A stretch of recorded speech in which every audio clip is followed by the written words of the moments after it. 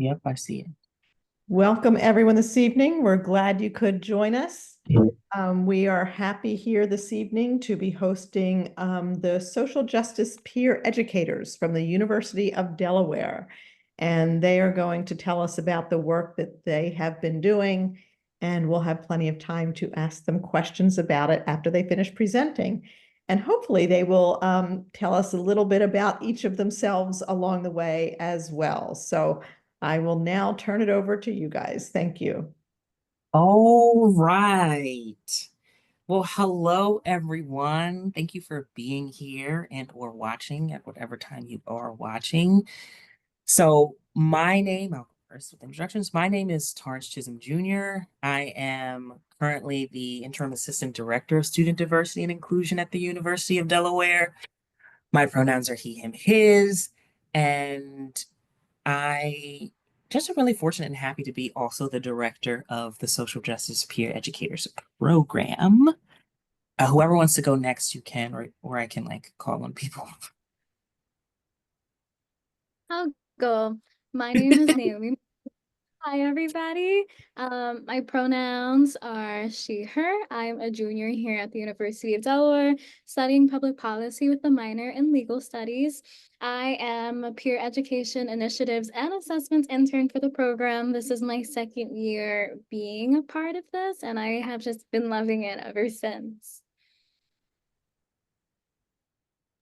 I And for whoever can, yeah, I can go. Hi, everyone. My name is Dulcine Stevens. I am a third year social justice peer educator, which I'm really excited to say.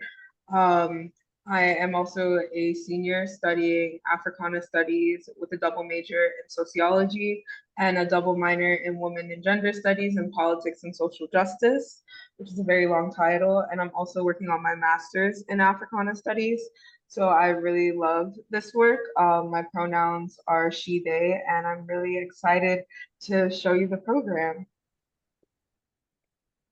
My name's Raheem. I am a Africana Studies and Criminal Justice major. My pronouns are he, him, and I am a first year peer educator. Yes. All right. So just to jump in, I just wanted to start by talking about the program purpose. But before that, what we like to do is we like to go through sort of like community expectations, which are essentially just uh like unspoken or spoken rules for how we can treat each other and conduct ourselves in the space. So the slide isn't up here, but usually we tell people one of the community expectations is to participate, right? There are going to be moments in every workshop we do and every presentation we do, even about the program, where we ask folks to participate in some way, shape, or form. So feel free to do so when called upon to do so. Oh, not me not knowing the order. Oh, practice active listening to the best of your abilities. I tell people I like eye contact, but some people it makes them uncomfortable. So that's why we say to the best of their abilities. We ask that folks be open to new perspectives. I like to tell folks, the worst thing you can do when something enrages or frustrates or angers or confuses you is refuse to learn more about that thing.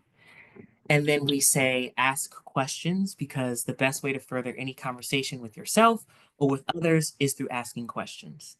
I would also like to add that if y'all feel like we're going too fast or you feel like you have a question in the middle, feel free to let us know and we'll adjust accordingly. So essentially, the way that this program started was that Rachel Garcia, my current direct supervisor and the director of student diversity and inclusion, was talking to students and noticed that a lot of students really didn't feel like they had a place on campus. And one student in particular, Angela Yu, had told Rachel that one of her friends left the university and that she was thinking about leaving the university as well. And so, in talking with Angela, Rachel and Angela both decided what we needed was some sort of peer to peer program where students could find a place to learn and cultivate their voices, and then go out into the university and talk to other students, make them feel like they have a space, make them feel like they have a voice, and so on and so forth. So they are the two who really started the idea of this program. I came in and helped with things like the facilitation guide and things like that. Rachel, for the first year and a half, directed the program. And then in that half a year, she and I did it kind of together and she handed it off to me. However, she is an amazing director and she's an amazing steward of this department and exceedingly helpful in my directing the program. I think that's everything. This is our our program's vision. What we want to do and what I say we kind of have done is collectively increase the campus's understanding of diversity, equity, inclusion, and justice, and not just those terms of this sort of like amorphous ideologies, but how people actually ground them in the way that they interact with the community, in the way that they build community, and in the way that they advocate for themselves and others within their community. So that's pretty much our vision. And then these are some of our values. If folks wanted to, Yeah. So these are some of our values. First of all, and foremost, it's social justice. It's something that we try to embody within our program. We endeavor just to center the process and just the goal of social justice in our work that we do both in the community, we build together through workshops and facilitation. All of our students are passionate about what we do. We come into this program so that we are able to exercise this. And I think that this just gives us the ability to work within our passions. And I think that's just been such a beautiful process within the program. Another one of our core values is leadership. With deliberation, we aspire to be leaders that are critically conscious, recognize issues of power and oppression, and just working to dismantle the unjust systems. When we come into our program, we are taught to be student leaders, right? We are taught to embody this. We're also taught to be students to be able to talk to peers one-on-one, to facilitate conversations, all in the name of social justice and what we believe in. I think with authenticity, it's really important that when dealing with social justice, we continue to work on ourselves and make sure that we are living in our fullest truth, especially when we're dealing with things as personal as our culture, our religion. These values are very true and personal to us. So even if we do feel uncomfortable, we try to make a safe space to hold all of our values and to be able to truly communicate from a place of authenticity, for lack of a better word. And when it comes to centering marginalized voices, we as a community, we are very intentional in our work to ensure that those of marginalized backgrounds feel centered in our work, especially voices that are unlikely to be heard on a predominantly white campus or overlooked on a predominantly white campus. We try to hold those perspectives and center them within our work to make sure that everyone on campus, especially those who may feel underrepresented, definitely feel like they have a voice, especially through us and to us. Yeah, and I would definitely like to add, when you talk about compensation and radical care, how important it is to, when we hold these spaces, that we are radically caring for ourselves and like each other through really centralizing voices that really want to be heard and having conversations around that. Awesome. Thank you. I also would like to add for me what accountability looks like as our program values is I'm tasked with directing the students, yes. However, I routinely make space for them to check me, for them to tell me that they don't agree with something, or for them to tell me how something could be better. And that is exceedingly important, right? Because I was not raised in a space or by folks who always took accountability for their actions or took accountability for the space that they made. So a lot of these values we put to practice consistently. I have them define the words that they're using, right? Don't use them if you don't know how to define them. Make sure that if we're trying to tell other people to be authentic, that you are willing to be vulnerable and you are willing to be you in a particular space and open to whatever people present as themselves in a particular space. So I appreciate y'all sharing that. So this is an example, sorry, what we're gonna have Dulcine and Raheen walk you all through is sort of an example of what some of our trainings look like or what the subject of some of our trainings could be. So y'all can just. Okay. So, one of the topics that is highly requested and really important for us to talk about, especially on a college campus when Halloween comes around, is cultural appropriation versus appreciation. A lot of times when it comes to Greek life, they tend to hold a lot of events, costume parties, and sometimes these costumes may not be the most culturally respectable costumes or culturally sensitive costumes. So we showed this presentation to kind of get people an understanding between the differences between cultural appropriation and appreciation.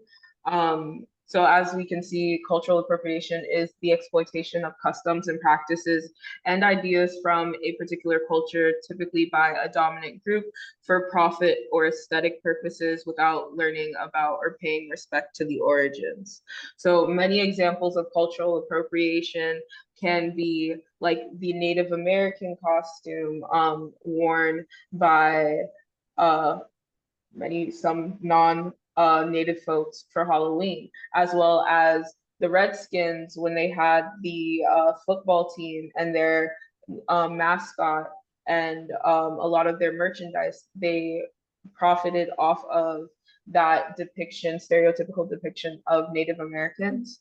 And it differs versus cultural appreciation, which we are respecting other cultures and practices and customs and norms through the idea of genuine interest to learn more about it or receiving permission or giving it its fair credit and compensation directly to its creators. A great example would be like if you're visiting Japan and you're wearing a kimono. You're in Japan, you are learning more about that culture. So taking a picture in that country with the garb on, and if you're paying those people for the garb, would not be considered cultural appropriation if you are giving it its proper credit and you're doing it in its right way. But the most important thing is to understand that cultural appropriation, you are monetarily benefiting off of it, and you are gaining some sort of social profit, versus cultural appreciation, which is doing it out of respect. So here are just examples of cultural appropriation, specifically in the beauty and makeup field. We see one that really sticks out to me is the fox eye trend, when people were pulling back their eyes to resemble the monolithic features of some of Asian people in order to really monetize off of that cult, like that social credit, like Osun was saying, that it was a trend. So a lot of people were doing it to get those views, to get those likes, and they were actively harming Asian Americans and the racism that they have to do. And I believe the top left, that's Hailey Bieber, isn't it? No, that's on the bottom. Hailey Oh, yeah, Bieber's on the bottom. So we see Hailey Bieber at the bottom, and she's purposely lining her lips to make them look bigger. Oftentimes we can think of things that may not be culturally appropriate. So her as a white woman trying to mimic the features of Black women in particular is offensive and is not paying respect to the many communities that Black people inhabit. On the top left, we have an example of blackfishing. We can see the before and after pictures. This is actually a girl from Sweden. And she would purposely put on makeup, put on self tanner, and on her Instagram, she would take pictures cosplaying as a Black woman. And this is definitely cultural appropriation. Because of the fact that she is, as you can see with her hair, it's an entirely different texture. She has even gone as far as to perm her hair to make it look that texture. This is offensive for many reasons. One just being that Black women have struggled in order to get to this point where our hair is acceptable. And even for our hair to be acceptable, we had to have the Crown Act pass in order for it to be acceptable. So when white women get a chance to just put on our genetics and get to wear essentially our skin for social profit, that is, I think, the most disgusting thing. And also on the top right, we have what was called like the clean girl aesthetic on social media. And it was the idea of looking like a natural beauty, having dewy, bright, wet, simple makeup. And it seems like, you know, it's not that bad. We all know about like, you know, the no makeup look and not trying to look like you're wearing too much, but specifically being a clean girl implied a lot of kind of racial undertones, especially because wearing heavier makeup in opposite to this, like heavier eyeliner, heavier lip liner is more associated with minoritized communities, specifically even in Hailey Bieber's case. She was trying to call, she wasn't calling it, but other people were calling it the brownie lip, saying that, oh, brown lip liner has never been done before. Like she has created this. When we all know from the 90s, even from the 80s, there have been people who have been wearing black and brown eyeliner to line their lips or lip liner to line their lips for many years. So just giving credit where credit is due is I think one of the biggest issues with cultural appropriation.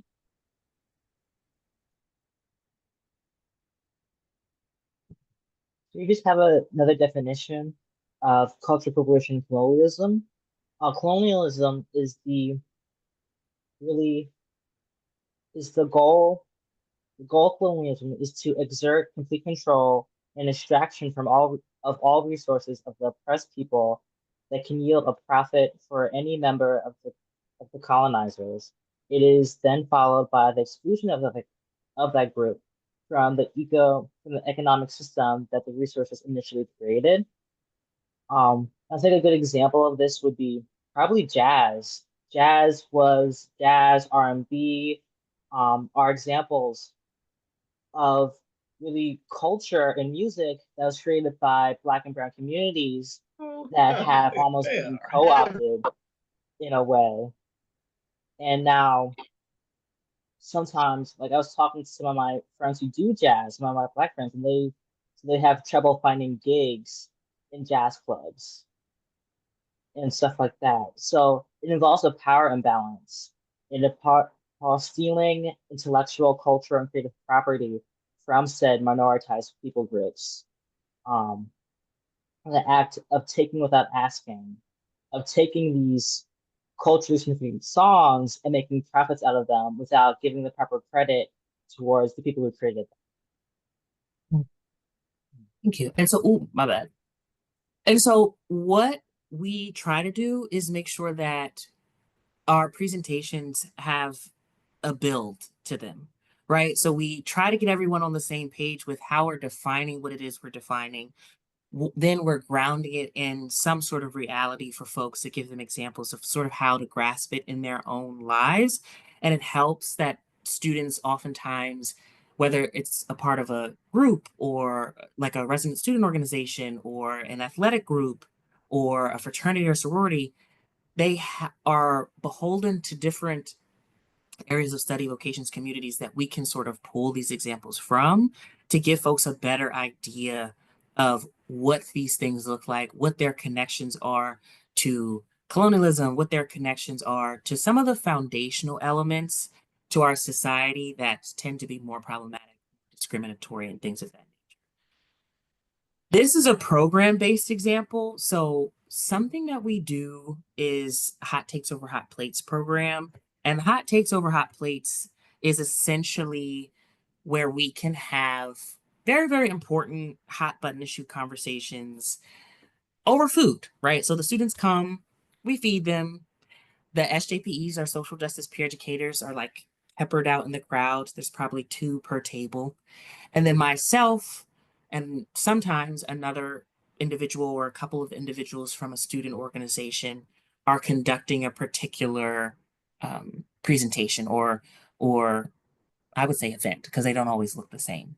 So some of the subjects that we've done in the past have been believing Black women. We talked about belief and what does that mean in terms of harm, but used Black women as a case study.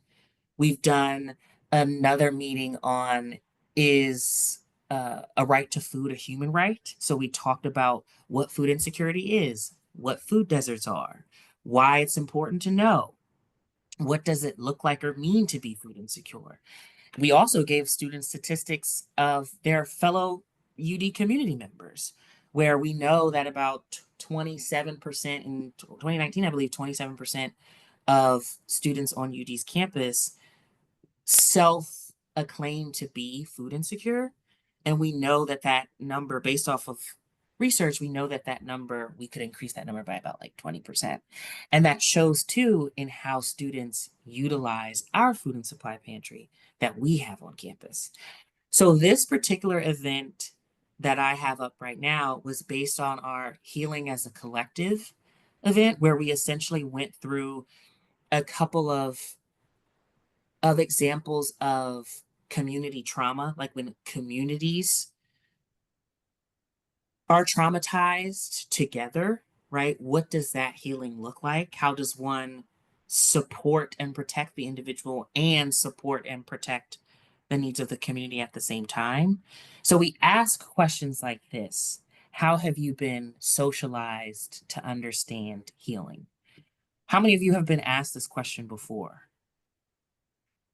Probably never. And a lot of our students haven't either, right? So the goal is really to ask students questions that they've never sort of had asked to them. If someone said, how do you define healing? Many people would have different answers to that, right? And students always have different answers to that. Does anybody want to answer really quickly how they've been sort of taught to think about healing? If you don't want to, you don't have to. I just want to hear.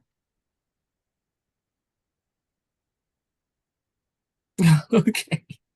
I just wanted to give folks the opportunity. And then, like I said, we always define what we're talking about. So with events, we're often talking about heavy topics. So we want to make sure that we leave people or that we talk through what the positives are. What does changing this look like? How can you work toward healing or work toward whatever it is we're telling you about? So usually in these definitions, we create these ourselves with conversations with the social justice peer educators, with things that we've read or people who have spoken. So healing, the continued process of acknowledging the harm done to or on oneself and using the knowledge from that harm to create and maintain practices that break cycles of harm to oneself and others. And so when we talk to each other in a community to get these definitions of these terms, they're usually the most fleshed out because we have so many perspectives. And that's a huge takeaway that we want for students. It's like, you don't have to do it alone. Oftentimes, you're not the only one that's confused or doesn't know how to define a particular term or phrase. But there are spaces that you might not even know of where people are having these conversations. This is just a larger view, just in case you couldn't see it before. And then we also have talked before, or in this same event, we talk a lot about radical healing because, like I said, as we're showing people sort of the devastation, we also want to give them examples of what healing looks like. What does radical healing look like for people who work in social justice? So are constantly listening to sort of the harrowing experiences of a lot of oppressed peoples. How do folks who go throughout their day to day, who have to worry about what they're experiencing, undoing some of the trauma that they experience, undoing some of the ways that they could possibly do harm to others and still find time to heal? What does that look like? What are examples of that from people who have a lot of experience doing it? And so this is what those events are essentially for. This is some examples of some of the more difficult slides. So with the slides, I think it was like mass shootings, genocide, and something else that we spoke about during the healing as a collective, because these are oftentimes, at least in our time right now, that many communities are experiencing. But because we wanted to focus on folks reflecting more about how they feel about these events going on, we stuck to providing statistics and providing definitions and asking folks questions to reflect, as opposed to showing pictures of these things or anything like that. And then after each of these, we just gave folks methods of healing. Because again, it goes back to practice. I'm a very practical person. So I like to give people things that they could practice and skills that they can build on their own to assist them in healing, to assist them in the learning that they're doing and things of that nature. And also to give them resources. And some of these are great resources. Immigration stigmas, that was the other one. A lot of communities are harmed by just the stigmas that occur around the identities that they hold. And so we like to bring those to the forefront. We like for folks to feel like, hey, no one's ever talked about one of my identities in this particular way before. Or I didn't know that I could relate one or more of the identities that I held to a topic like this. And so that's another sort of layer that we want a lot of students to learn and to think about. Again, thinking about genocide, defining it for people. What is it? Understanding what it is, understanding how to heal. And then we have a lot of moments in these events for students, and we'll show you what sort of the layout usually looks like, but for folks to converse and for folks to have actual active practice with the things that we're talking about. Again, barriers to healing, barrier breakers, things of that nature. Trying to get to the granular level of why is it so hard? Because telling somebody something as simple as like healing is a process. That's okay if you fail sometimes is not always enough for people to wrap their head around what they're experiencing, to wrap their head around the fact that they're not alone, to wrap their head around the fact that healing is a practice, that learning is a practice, that a lot of working toward justice is a practice. And then, like I said, we do activities. In this one, we did a grounding bag. So we had a bunch of different things that folks could use to put in their bags that could ground them. There were different sensory items as well. So we had those strips where you can feel them and you can like feel things. We had incense, not incense. What are those little oil things that essential oils? Thank you, that folks could open and like smell. We had gum because again, it's tapping into your five senses. We had folks draw pictures that grounded them or that made them happy. So again, it's very specific. It's about practicing and things of that nature. So yeah, it's pretty cool. This is what the events tend to look like sometimes. Like we said, they're all different. This was the community recovery and healing as a collective. So we had short discussions while they're eating. We always have like a short clip, or we might have a speaker, so somebody to speak at the beginning or the end. We always have learning outcomes. So at the top, students will gain a better understanding of how communities have been subjected to undue emotional and physical trauma, right?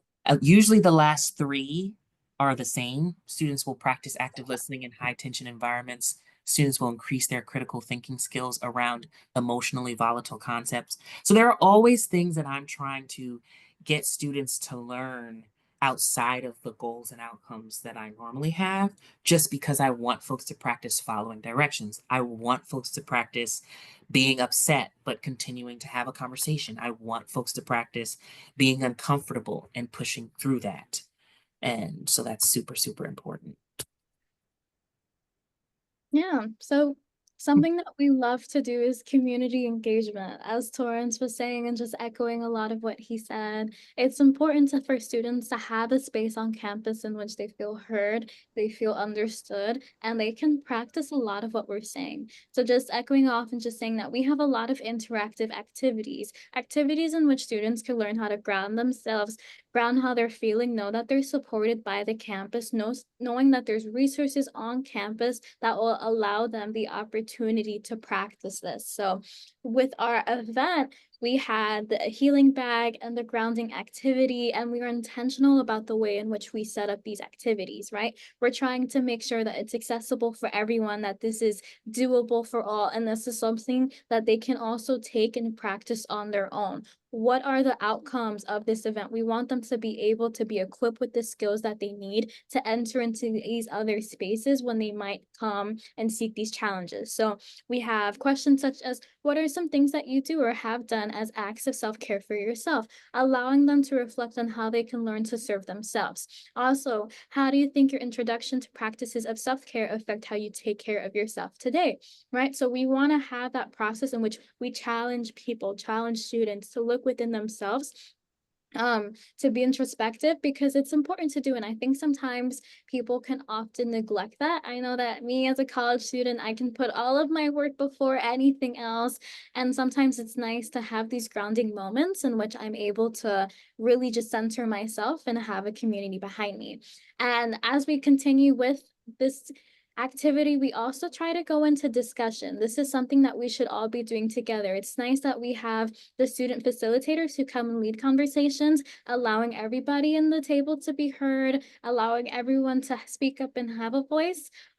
These discussions are just vital. You know, you have trust within this community. There's integrity that I really love when in these spaces. So it's just, what is healing? What is our understanding of healing? Where has this understanding of healing stemmed from, right? Are these things that we have to deconstruct? Are these things that we have to grow and build? Should we be reshaping our understanding of healing, right? And then these discussion questions just really help to allow students to question what they have already been known. Maybe there has been implicit bias in the terms of healing, and really just deconstructing that notion. And we have questions such as, what are some ways folks can heal while still being subjected to the stressor?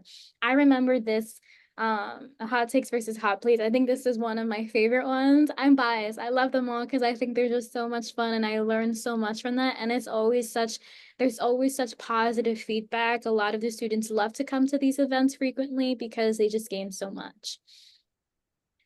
And then going to the next slide. This was another event that we did that I was super excited about because I got to sit on a student panel and we were talking about womanhood, recognizing the fluidity of gender.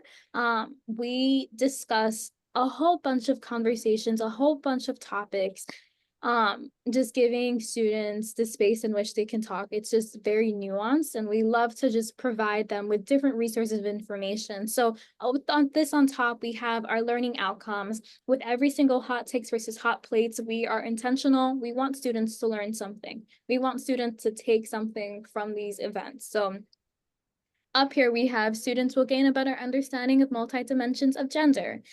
Students will gain a better understanding of how femininity is constructed. A lot of the times, students might not even have heard these terms. So it's introducing them to these terms, allowing them to understand what it means. And within the panel that we had a variety of different people of different backgrounds. And I think it was beautiful for students to see how conversation can go between different people of different spectrums. It was nice conversation, fulfilling conversation. Here is the setup. We start in by having students just check in. We just explain the event. We welcome everyone there. We have tables reserved for students. Students are able to come in. Students are able to bring friends as well. We typically have food, as Torrance was mentioning. I think that's a selling point for a lot of students. Who wouldn't want to give up on free food. It's just an amazing experience. It's like a homey, comfortable vibe.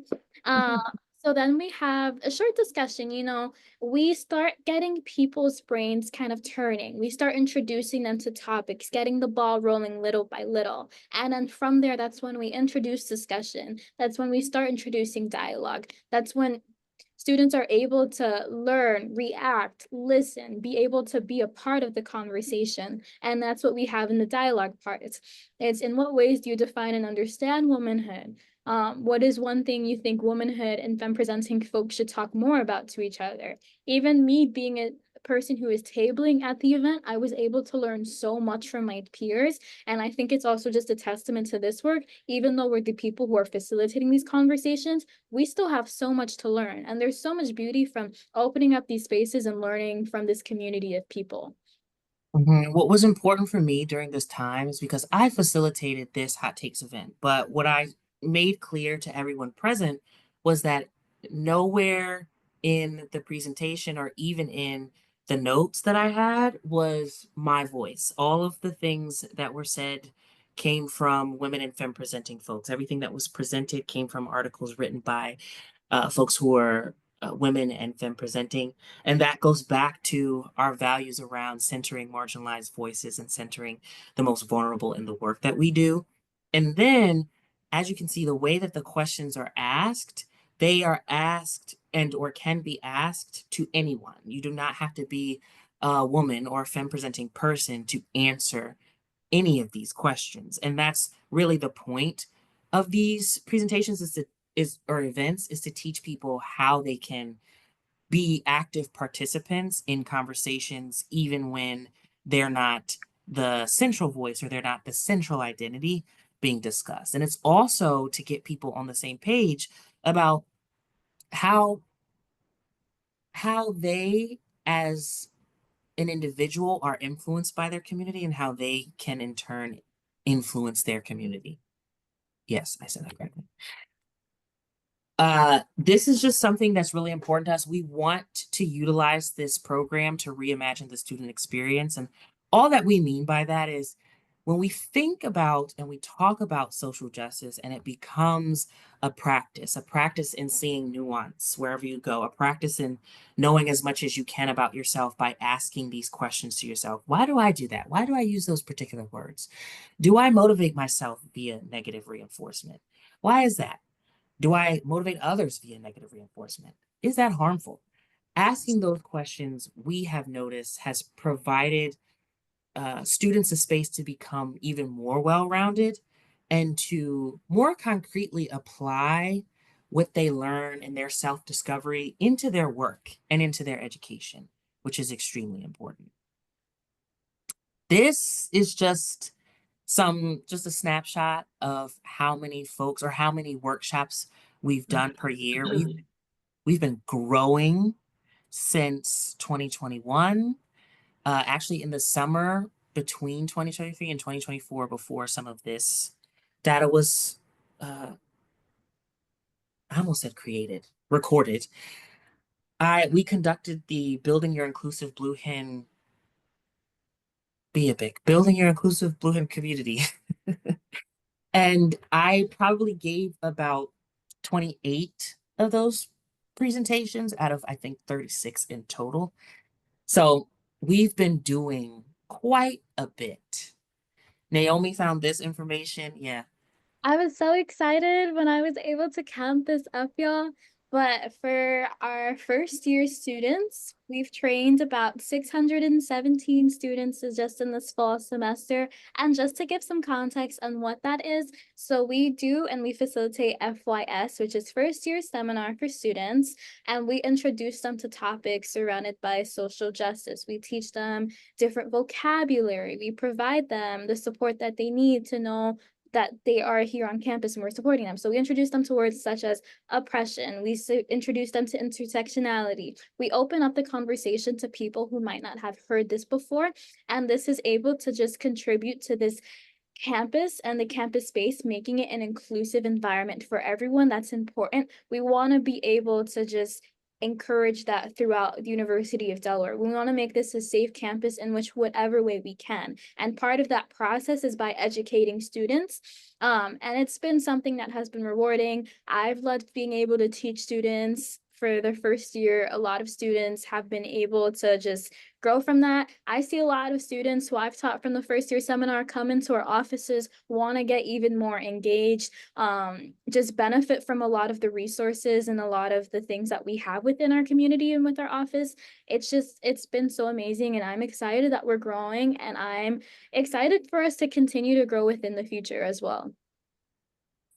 This is just another a way to look at how many students were trained by the SJPEs. This number has increased since then. I think it's almost, what is it? Yeah.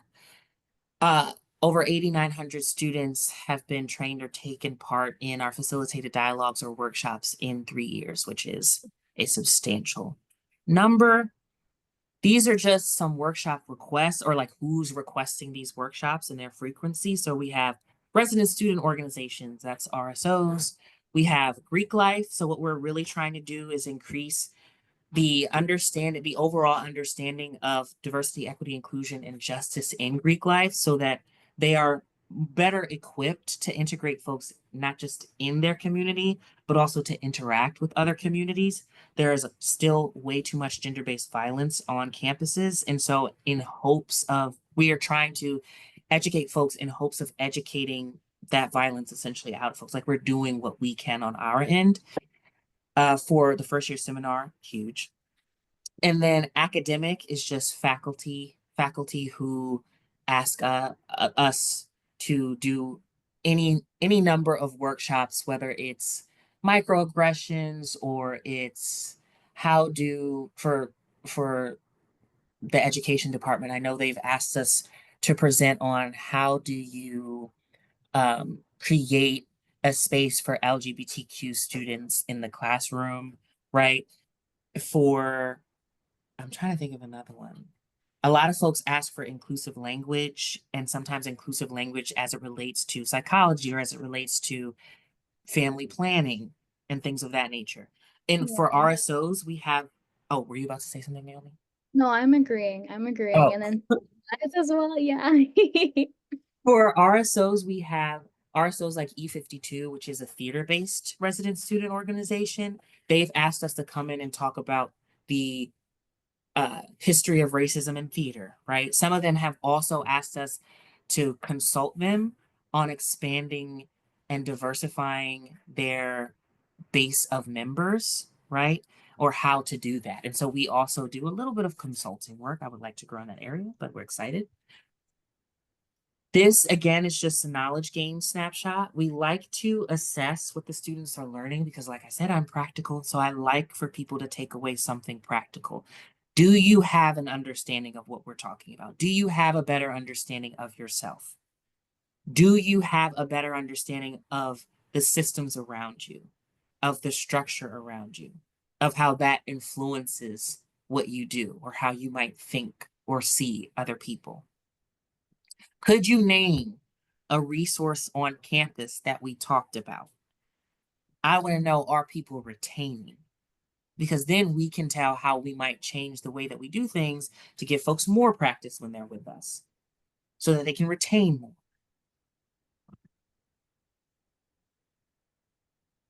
These are just some student testimonials. Raheem and Dulcine, if y'all wanted to talk a little bit about them or your own testimonials. Yeah. You want me to read this one, or you want to talk about my own personal experience? I think you can talk about your own. Okay. So even though this is the first year, this is my first semester doing it, I'm really finding myself putting myself out there more.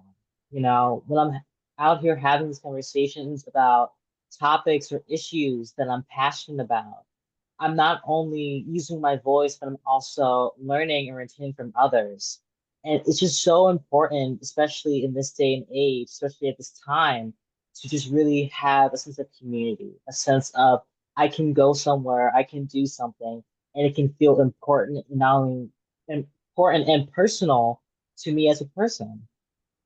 I am a Africana Studies and I said this earlier and criminal justice major, and those two majors may seem different, but they're really like this, and really studying and examining my major through the lens of social justice of what issues I'm learning about in class and how does that affect the way that the real world or systems and powers that I participate in. Awesome. Thank you, Raheem. Dulcie, did you want to share? Yeah, I can definitely share. I think that for me, this has been like my life for the past 3 years.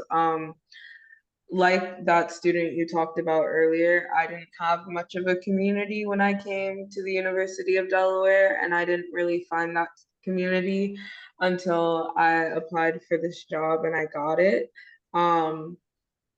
I think I was very scared about entering the work field coming out of COVID and like the workforce and seeing how I would have to change to code switch to adapt. And I found surprisingly a job that supported me for who I was. I found a job where Torrance isn't afraid to call me out when, I am slacking on my goals that I have set for myself.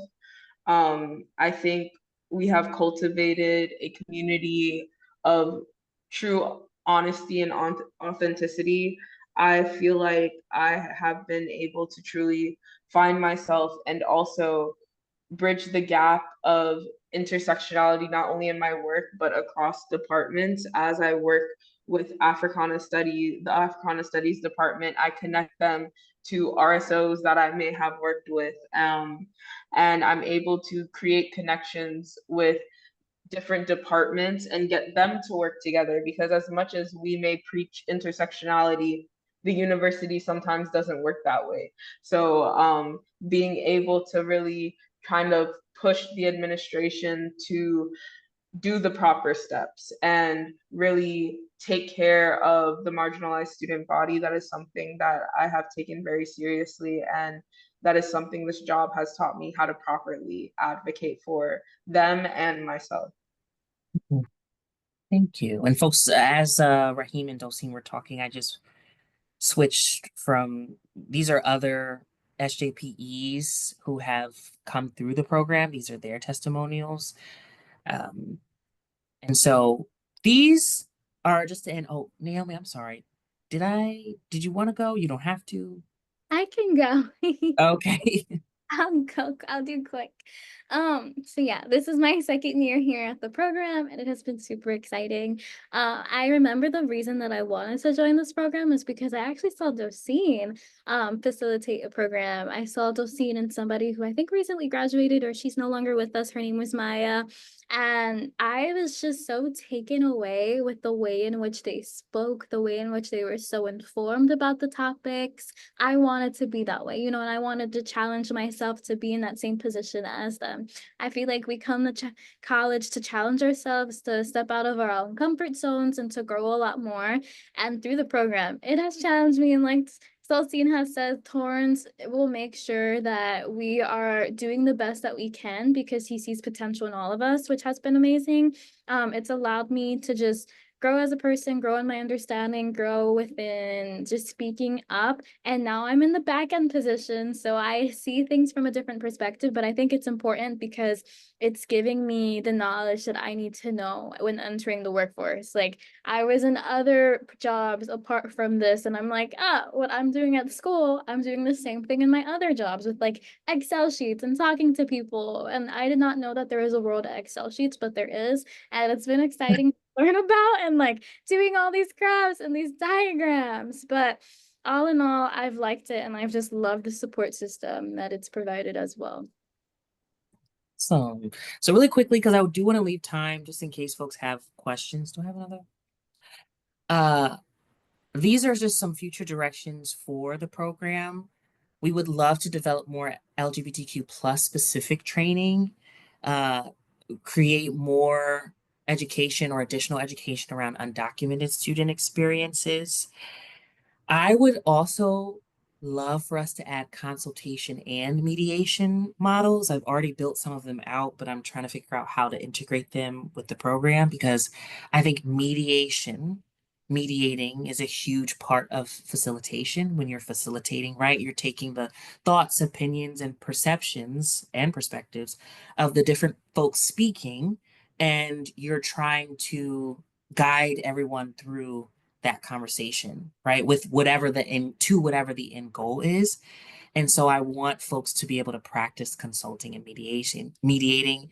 And then I also want to create more local community collaborations. I've done presentations for Aspida High. I've gone to a couple of different schools and done presentations for fourth and fifth graders, for high schoolers. And so I would like us to integrate more into the local community in any way. So I also would love for you all to think about in what ways you might want to collaborate with us more, bringing us back to things like these, having something in person, having you all come to the CIE space, anything that you can think of, I'm game.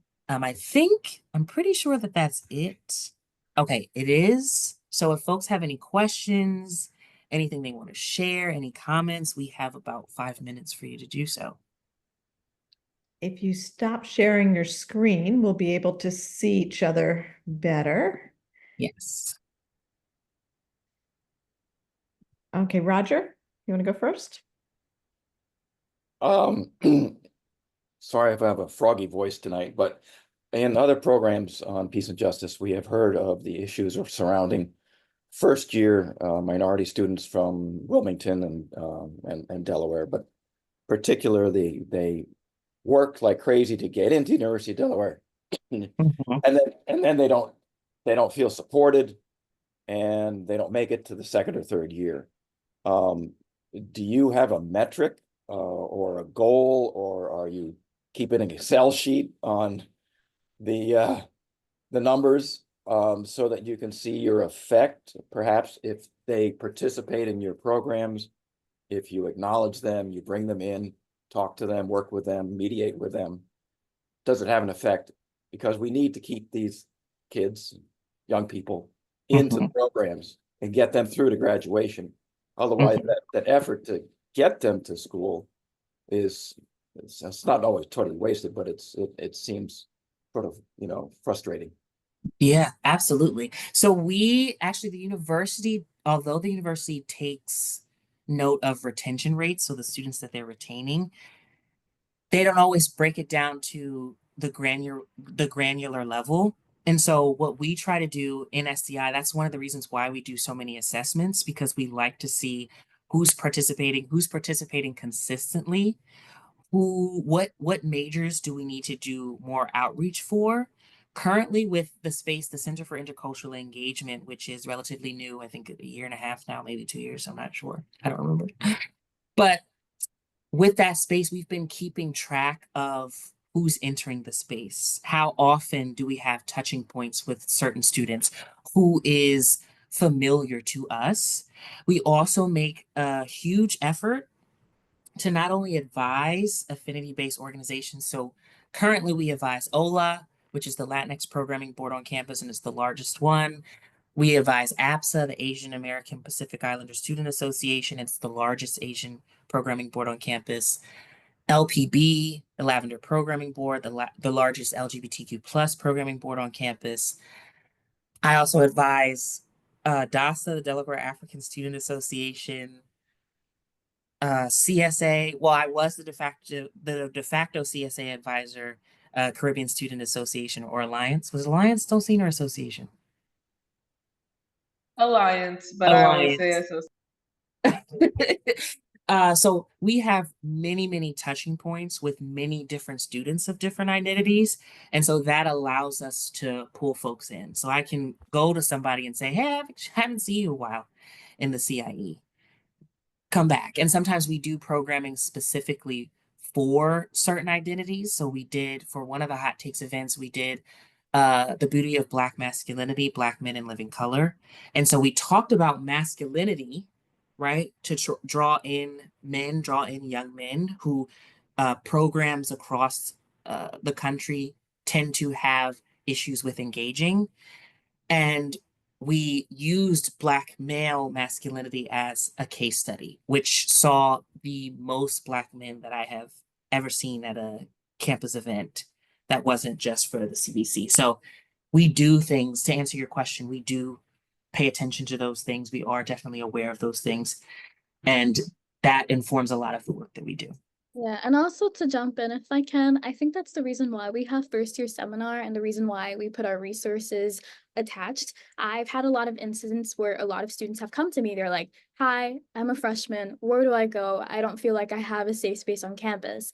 And when they see our presentation, they know that there's a community there supporting them on campus. And I've had instances where we tell them, talk to us after this presentation. Come, we try to be as inviting, as welcoming as we can be. They'll wait until students leave the classroom so it could be a little bit more personal and intimate. And they ask us, what is the CIU? Where is your office space? What are the things that are associated with this space? And I have been able to recommend them to, like you said, there's OLA, there's different RSOs, there's different communities that you can go to. They host different events. Here are their Instagram pages. That's something that is very helpful, and they frequently post on social media, and everyone's on Instagram nowadays, and they can see, okay, what events do they have for us? Who can I meet at these events, and can I continue to go to events? And I think it really does help. And I've seen a lot of people now in my third year. I've been able to track some people. I try to make sure that I connect the faces all every time I can, and I say, "Hi, how are you? Nice to see you again." And I see them, I'm in this group and I joined this organization. And I think it's just so positive. And I think that's why we try to do it freshman year, because we know that it can be hard to find community. And that's why we try to tell them, here we are, here are your resources, come talk to us. We're here to support you. Great. Thank you. Great answer. Before we go to Sally, I just want to say, we're okay. The Peace and Justice Work Group is okay going a little bit over time, but I want to be respectful of the students we've invited here. Are you guys okay staying a few more minutes to answer questions? I'm fine. Yes, thank you. Wonderful, thanks. Sally, please go ahead. I just wanted to say I'm so impressed with this program. And it's also wonderful that you're reaching out into the community. My gosh, I mean, the whole world needs this. And I was wondering whether programs like this exist on other campuses. Yeah, so we've done benchmarking before during the process of building this program, and some campuses call them just peer education, some call them uh, justice in peer education. They do have different names for them. Some of the programs, I think we're unique in that we have event-based program in tandem with what we do, but there are definitely other universities with programs like this. That makes sense. And as I say, really impressed with what you're doing. Thank you. When you talk about wanting to do more things that engage with the communities, what kinds of things do you have in mind? And before you answer, I'll say some things that I could envision and wonder if there's an interest in is, students engaging in some social justice advocacy that is happening in the community, advocating for legislative changes, for instance, in the area of the social justice space. Because there are a lot of people here in this room right now who are actively engaged in those kind of programs and would welcome having student voices be part of that. And I think that might be a great opportunity. But what kinds of things are you looking for? Because I know you mentioned going into like elementary or middle or high schools and things. And is that more of the kind of community engagement you're looking for? What does it mean to you? That's a great question. Do y'all want me to go, or does anyone else want to? I low-key want to go. Go ahead. I think that as someone who didn't know the Delaware community before coming to UD and really getting to know different organizations like Delaware and Patcham through this program, and learning about what these organizations are doing for the Delaware community. I actually interned with Delaware for a semester, and working with Delawareans for Palestinian human rights was one of the greatest experiences I've had. Being able to help research, being able to see how they structure their organization. I feel like students, especially students who don't come from Delaware, they don't really know anything beyond the world of Newark. So oftentimes the most activism you'll kind of see is students protesting against like domestic violence, but they're doing it all on their own. They're not really reaching out to any other group except for maybe like Planned Parenthood because that's on campus. But I think if we have a lot more visibility, I think also with the Hot Takes over Hot Plates event, that can be an event where we can probably collaborate with an outside organization and we can discuss together with students and the community about some of these topics because it should be a community conversation. I agree. So for our Womanhood Undefined event, we had a table discussion, and I wanted it to sort of be almost be like people listening to a podcast. I a lot of people are I'm trying to get away from the panel type conversations because I think that they can sort of limit the flow of conversations. But at that table, I had my mom because I think that there's a lot of value in students having conversations or having conversations with or watching the conversations had between folks outside of their purview, outside of their identity as students. So for me, backing up what Dulcine said, I would love to partner with whether it's individual community members and they're like, this is something I want more students to know about, or this is something that I want more youth to know about, or it's organizations who want to come and have a conversation with folks to teach and learn sort of in tandem through activity-based learning. I would love to partner with them so then we can tell students, hey, look, you've met these people now. Now you can go out into the community and you can talk to folks. Because I think a lot of the times what deters students, whether they're part of Newark or like Dosine said, they're out of state from going into communities, is students are very apprehensive going places where they don't know anyone.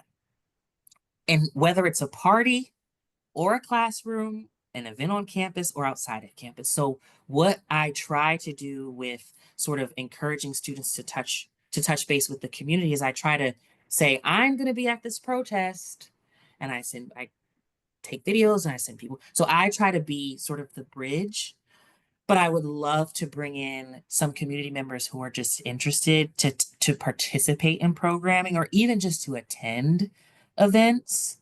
And if that's something that y'all are interested in, I definitely can be more diligent about sending things so that y'all can just come in and sit. Because we've had people's parents come sit at events. We've had faculty's families come sit in at events.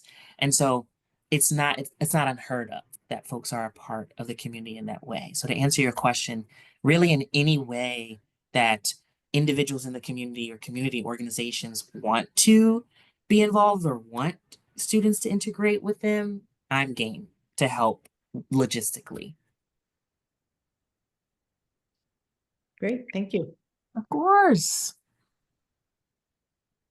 Any other questions? Yeah, I just wanted to ask, well, first, I just want to say thank you for your educators here. You've done a great job, great education. You've talked a lot about the programs and things and the connections that you're trying to make. Is there an opportunity at the University of Delaware where this becomes a curriculum or whatever? That is a really good question. And I'm trying to set up meetings with the Faculty Senate because what I would like to do is increase faculty skills around facilitating a conversation and around community building. My students keep telling me that I should teach, and I keep telling them not right now, even though that's literally all I do for work. But I think that I'm trying to build space for it is I guess the the short and long of it. Yeah, I'm trying to build that space for it. I don't think there's one now, but Yeah. I'm working to it. Great, thank you. And Go ahead, Dulcie. Oh yeah, sorry. I think the biggest issue with that on campus is that the curriculum is kind of everywhere and not in sync with anything. Like, for example, in order to find any sort of social justice majors on campus, I had to be a part of 4 different um fields of study in order to fully get the education that I wanted. And even then, I'm still lacking certain things that, like, maybe more knowledge about Indigenous history and stuff like that. I feel like we don't put enough emphasis on. So I think the biggest issue is that these departments like women and gender studies and Africana studies and sociology, they're all doing the work in separate areas and they're not talking to each other. And I think they weren't made to talk to each other, but I think it's really important that they do, because a lot of their students are taking multiple of these classes together and they're questioning, like, why aren't we learning about Ida B. Wells in women and gender studies and WOMS 200, but we're learning about it in Black feminist theory. We're not talking about bell hooks here, but we're talking about her there. And we're not talking about Du Bois here, but we're talking about him there. So a lot of it is very contradictory. So if we get a lot of these social justice based fields working together, I think students will feel the support to be able to do so. Because as someone who has participated and has organized around Palestine, I had professors telling me you did great work, but they were never showing up, or they wouldn't risk their jobs to be there and really show up for me, even though they're teaching me to protest and really advocate for myself. Mm.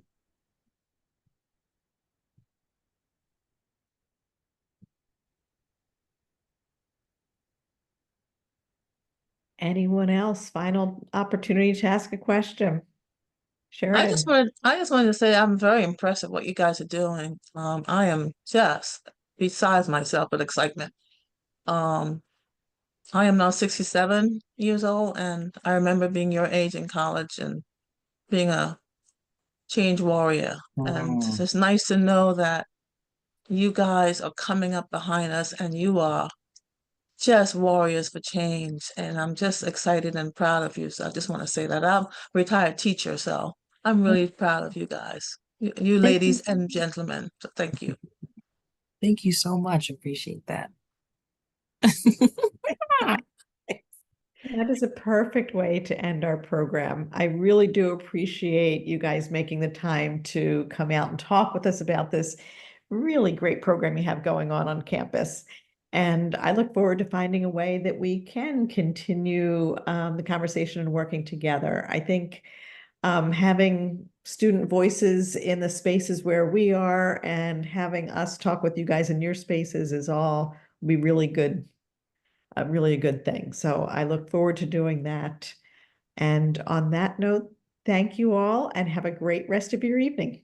Thank you. Thank you very much. Wonderful. Thank you so much Thank for you. this opportunity. Great job. Thank you all. You. Good night.